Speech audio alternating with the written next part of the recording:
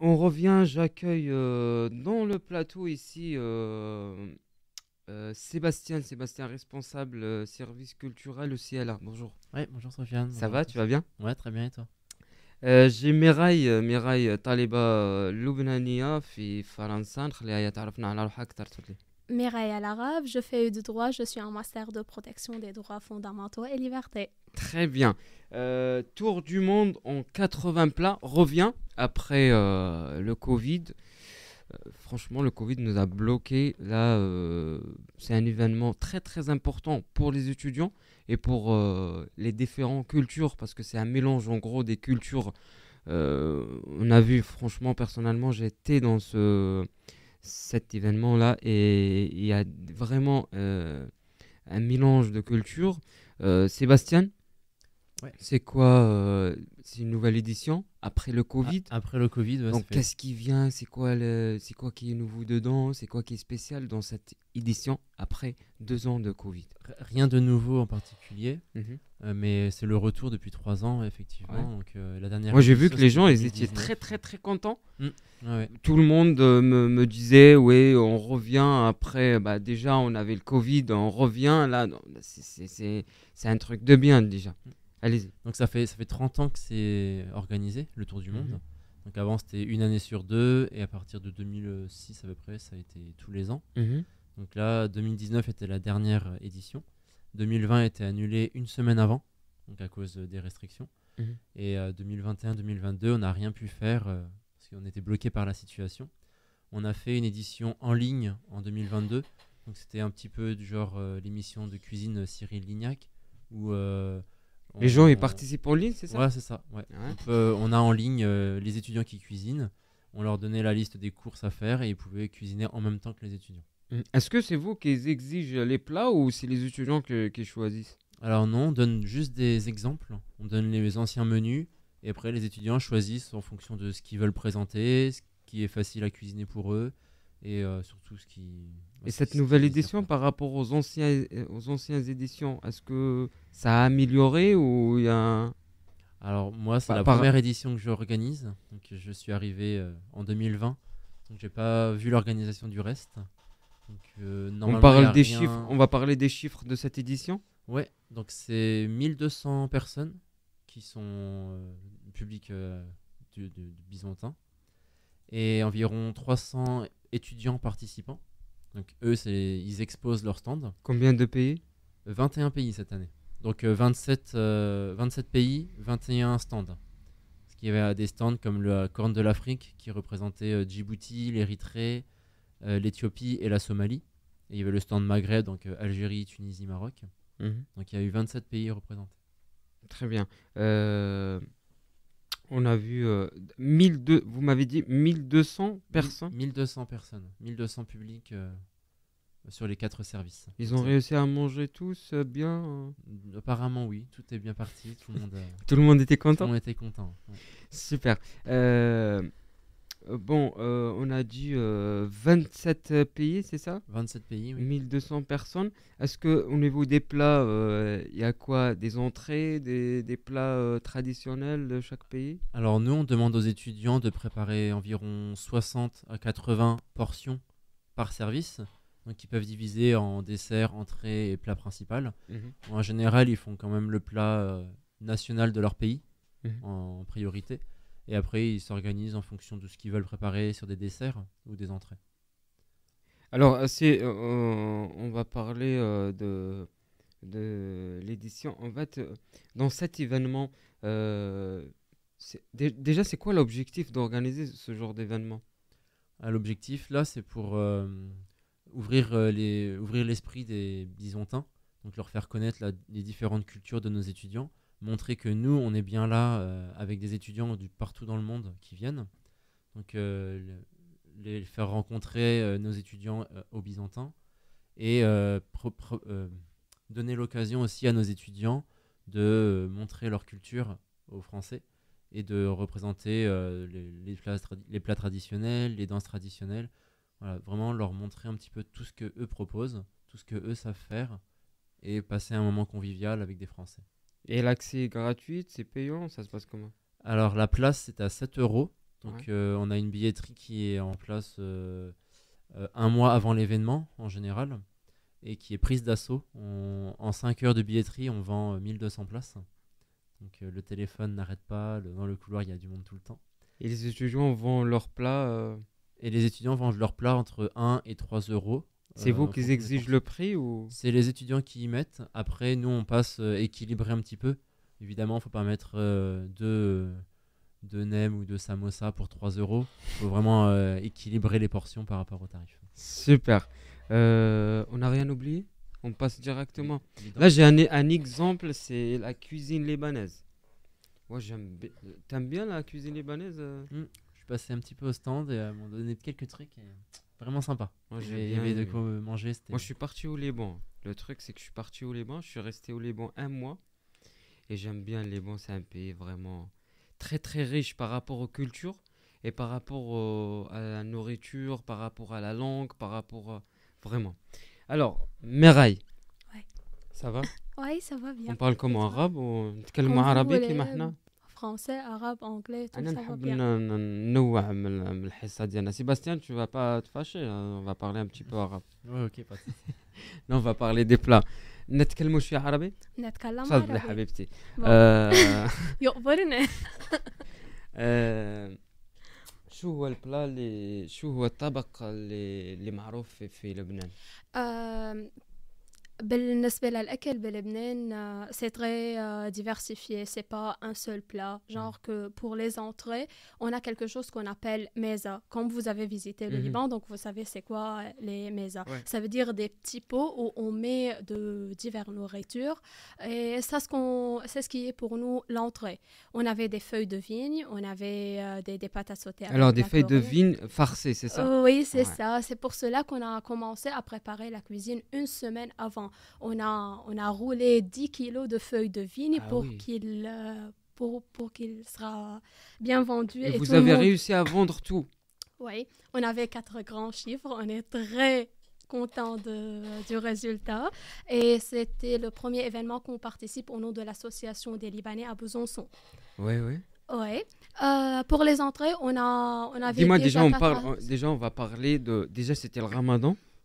C'était un peu difficile? C'était un peu difficile parce que c'était pas seulement le ramadan, parce que c'était aussi le carême. Et au Liban, parce que c'est un pays multiconfessionnel, donc Ça, il y a je le sais, des ouais. musulmans et des chrétiens. Mhm. Les chrétiens qui ne mangent pas de la viande ont été obligés de travailler, de préparer la cuisine où il y avait de la viande.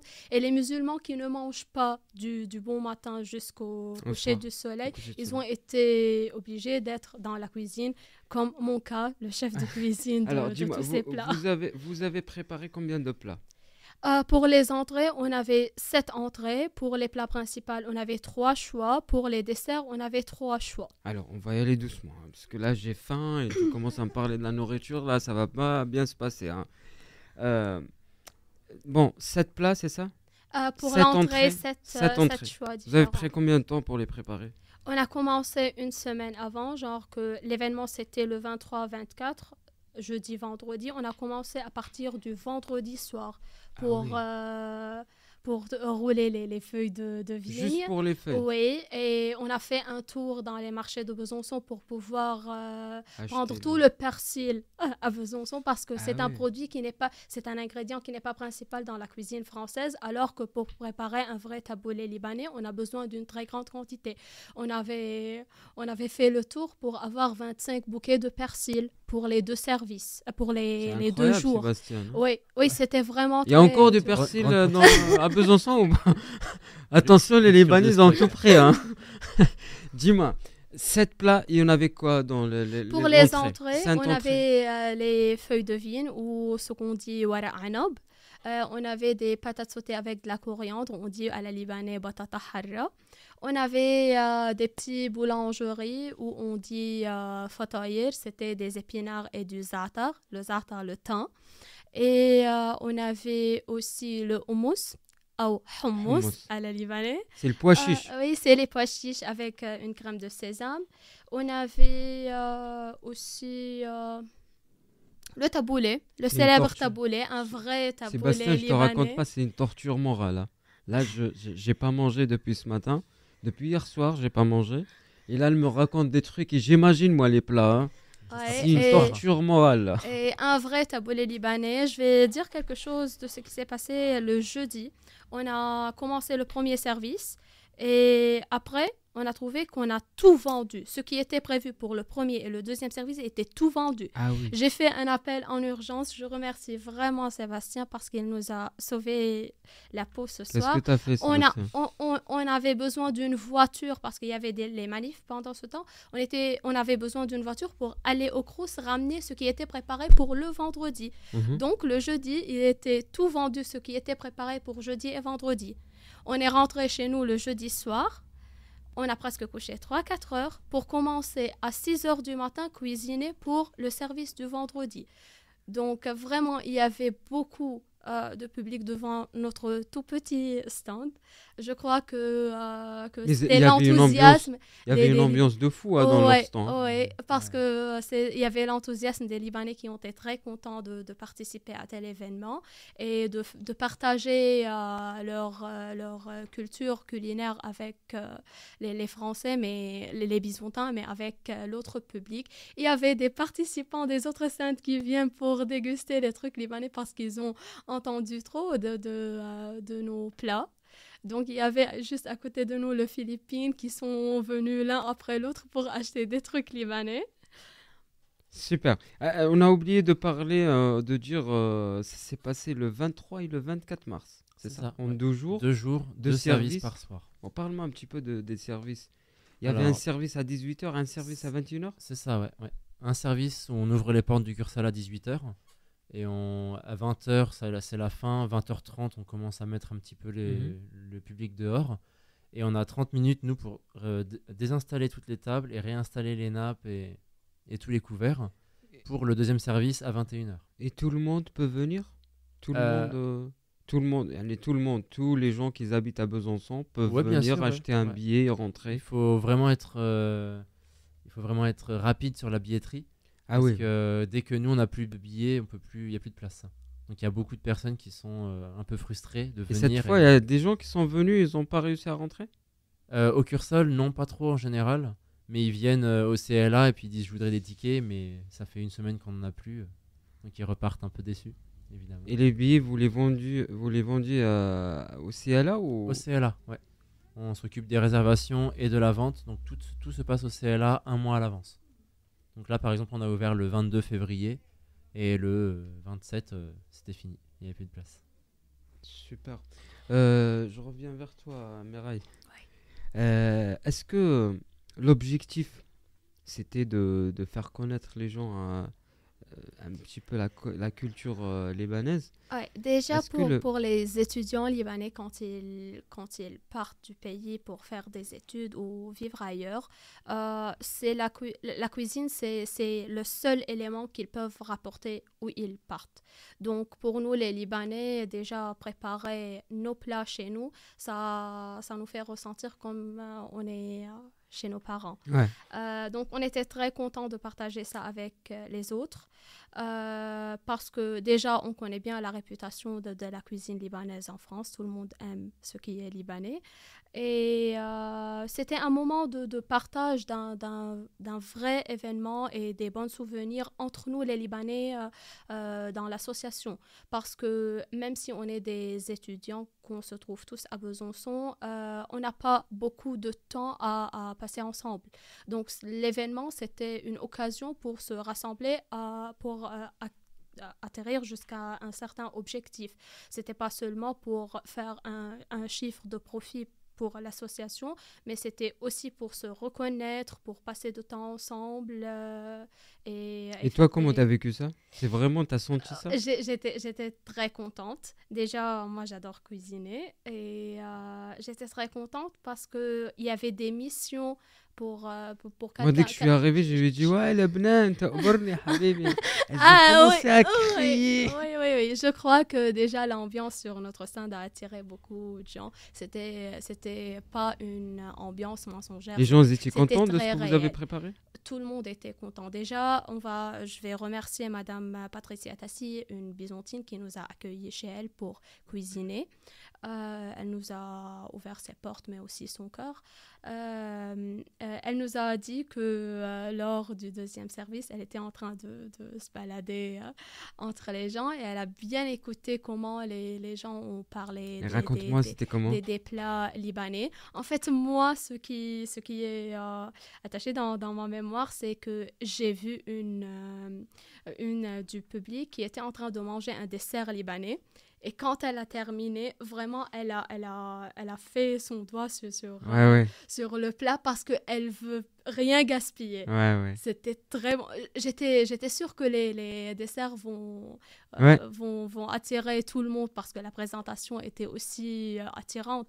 Mais je ne croyais jamais que quelqu'un fait son doigt sur le plat. Moi, j'ai fait un tour un petit peu dans le public, là. J'ai fait un petit reportage, on va finir avec ce reportage, je le laisse à la fin. Sébastien, c'est la surprise. Non, j'ai fait un petit reportage sur cette édition. Les gens, super, ils aiment bien. En fait, je vais te dire ce qu'ils aiment, les gens. Ils aiment les desserts marocains. Ouais, les desserts, c'est marocain. Les entrées, c'est libanais. Libanais, serré et tout. Et les plats, c'est le riz non, c'est les sushis, les trucs Japon, Taïwan et tout. Okay. C'est ce que j'ai remarqué. Après, tous les gens qui ont parlé, ils ont la même version. C'est tout bon. Merci Sébastien, merci d'être venu avec moi aujourd'hui dans mon émission Guessra. Dis-moi un tout petit dernier mot. Peut-être sur les... Vas-y. On n'a pas parlé des spectacles en même temps. Vas-y. Donc nous, on propose aux étudiants, en même temps que les cuisines, de représenter une danse ou un chant. Donc là, on avait 10 spectacles représentés. Donc on avait des danses traditionnelles Malaisie, des danses traditionnelles de Paraguay, des chants du ukrainien. Voilà, il y avait, pour animer la soirée, on avait une dizaine de spectacles. Ouais, on n'a pas parlé de ça, c'est vrai. Il y avait toujours un spectacle avec chaque stand, c'est ça? Quasiment, ouais. Ouais. On essaye de garder les étudiants qui cuisinent, faire aussi le spectacle. Vous avez un spectacle, vous? C'était quoi le spectacle? En fait, on a fait Dabke, mais ce qui n'était pas prévu parce que on a déjà demandé à Sébastien, il a dit que dans le temps des spectacles, il n'y a plus des créneaux vides. Ouais. Mais on a fait les rebelles et on a fait le tour pour... Oui, pour qu'on cherche un câble pour pouvoir transmettre le fichier de la musique pour être... Et vous avez fait quoi comme musique? Libanaise? Oui, c'était de la musique libanaise, c'était Dabke. Vous pouvez écrire Dalaouna Dabke. Oui, parce que c'est très traditionnel. C'est la musique qu'on écoute dans tous les mariages libanais et c'est la danse traditionnelle. Ah, la fête Dabka. Ouais, c'est ça. Dabka Lebnani. Ouais. Et c'était imprévu, donc tout le monde était sur scène en train de danser. On a même invité les Syriens pour danser avec nous parce que c'est une danse traditionnelle, c'est la même culture. Donc tout le monde était sur scène en train de danser dans des pas Dommage, je suis parti, imprévus. J'ai pas assisté à ça, ouais. Sébastien, il y avait combien de spectacles à peu près? Une dizaine, entre 10 et 12. 10 et 12 spectacles. C'est super. C'était organisé les spectacles ou c'est de l'improvisation? Non, organisé, ouais. Quand nous on recrute les cuisines, on demande s'ils veulent faire un spectacle. C'est des spectacles traditionnels, c'est des danses généralement. On a eu beaucoup de danses cette année. Très bien. On n'a rien oublié. Normalement, là, on n'a plus le temps. Bon, j'ai fait un petit reportage. Je le laisse à la fin, avant qu'on se quitte. Sébastien, un tout petit dernier mot pour les Byzantins. Oui, pour les gens de CLA.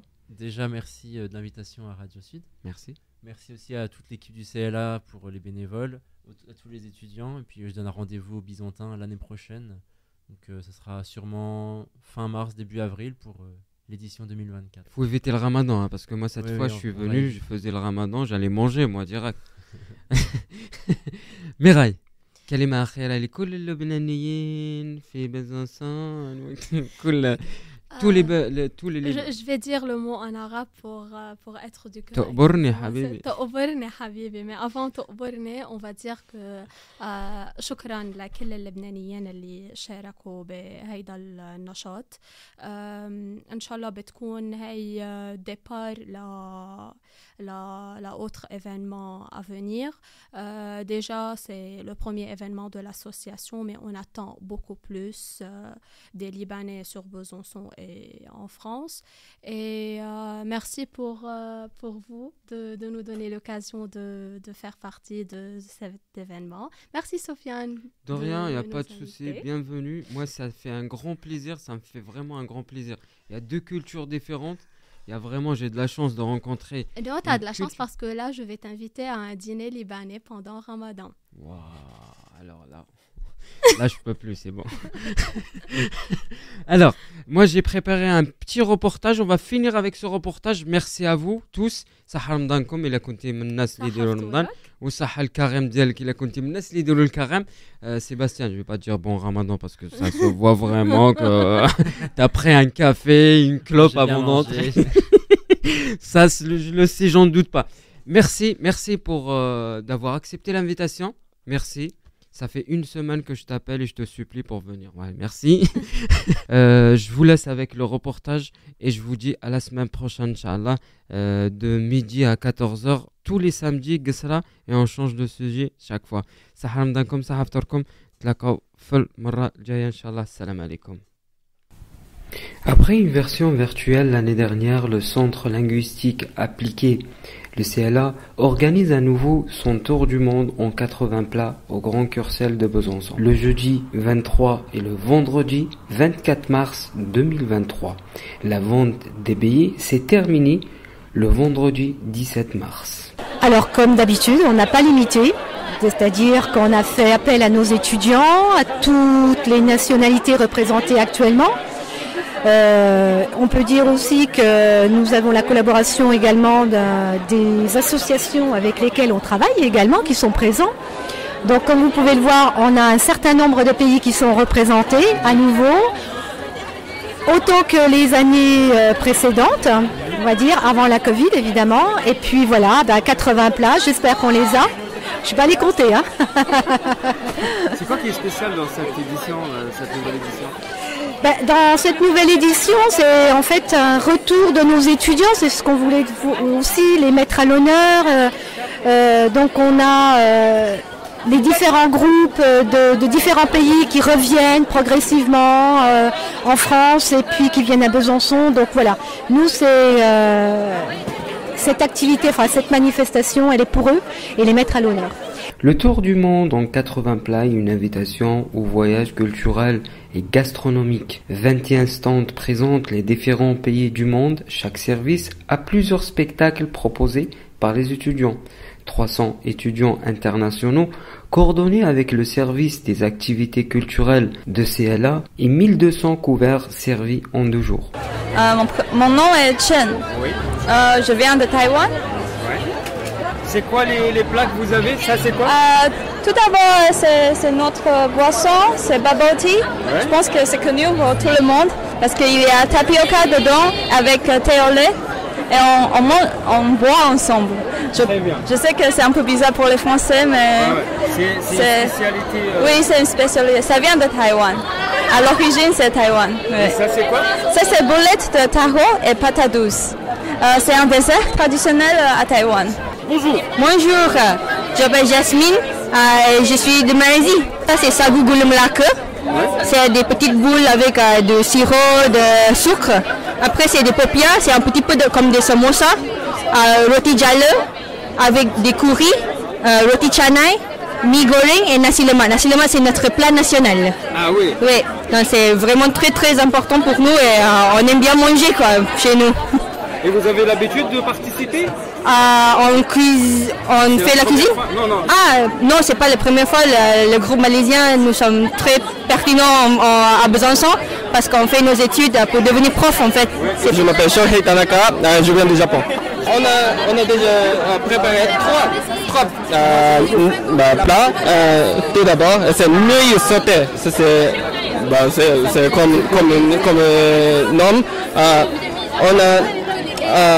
On sauté des nouilles avec des sauces soja et avec quelques légumes.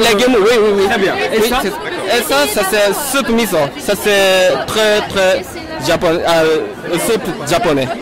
Bonsoir, je m'appelle Wilson Ruby et je viens des États-Unis, de l'État de New York en fait. New York. Oui. Good. Alors, présente-moi un petit peu ce qu'on vous nous présenter ici. Ça déjà c'est quoi? Ça c'est le café glacé. Alors il y a du café, du crème, du sucre, du lait et des glaçons. Ici c'est très populaire aux États-Unis parce que tout le monde aime Starbucks et c'est similaire à ça. Je m'appelle Sherazade et je représente le Maghreb. Donc tout le Maghreb. Et voilà, et puis merci beaucoup, toi aussi. Tu peux juste me montrer ce que vous avez ramené ici? Donc, il y a bien sûr le thé à la menthe, des baklavas, des cornes de gazelle, des maquereaux, des éliges, des yeux de biche. Et en salé, il y a des boreks à la viande, des boreks végétariens, il y a des mhajeb, il y a des pains farcis à l'oriental, il y a du couscous végétarien salé sucré. Il y a du couscous. Non. Il y a de la chorba, il y a des carottes à l'oriental. Mireille à l'arabe, je suis libanaise. Yoborni Habibi. Et en fait, c'est moi qui a... C'est le chef. C'est le chef. C'est moi qui a tout fait. Vraiment, c'est moi qui a tout fait. En fait, on a les plats principaux, c'est du taouk, du poulet avec une sauce d'ail. C'est du kebbe qui est végétarien, qui se fait pour les carêmes, pour les chrétiens. Et puis on a aussi le troisième plat principal, c'était les falafels, qui sont des pois chiches avec une sauce d'ail et de crème de sésame. Après, pour les apéros, on avait des feuilles de vigne, un hummus libanais et des patates sautées avec de la coriandre et des boulangeries, épinards et za'atar. Imaginez que en séjour à l'étranger, on vous demande de cuisiner des spécialités culinaires françaises pour satisfaire 1200 personnes qui sont présentes dans cette soirée où le mélange des cultures décore la salle de Curcel et l'odeur des différents plats qui nous attirent de partout. Allez-y, madame, qu'est-ce que vous avez mangé et qu'est-ce que vous avez aimé? J'ai mangé un riz thaïlandais avec une sauce au lait de coco avec des légumes et du poulet, c'était délicieux. J'ai mangé des samoussas et puis des beignets des beignets du Pakistan, des beignets de courgettes qui étaient aussi très bons. Et puis j'ai mangé des pâtisseries du Maghreb, et ben, c'était délicieux. C'est agréable d'avoir toute cette jeunesse et tous ces gens avec des cultures différentes. Et voilà, quoi, c'est une réunion sympathique. Alors, qu'est-ce que vous avez mangé? J'ai mangé un peu de tout, j'avoue. J'ai dit que j'allais faire un peu tous les stands et je crois que c'est ce que j'ai fait. J'avoue, je suis dans le salé, mais après je vais faire un tour dans le sucré. Mais là, il me reste ces deux-là à faire en salé. Et après, je vais aller dans le sucré. Mais j'aime tout. Madame, c'est à vous. Pareil que ma collègue, effectivement, très très bien, beaucoup de choix. Qu'est-ce que vous avez aimé exactement? Je ne sais même plus. Je ne sais pas. On goûte à tout. Ouais, top, vraiment top. C'est la première fois? C'est notre première fois et franchement c'est génial, on reviendra. Le tour du monde en 80 plats, une soirée authentique et un moment d'échange culturel en français et dans toutes les langues.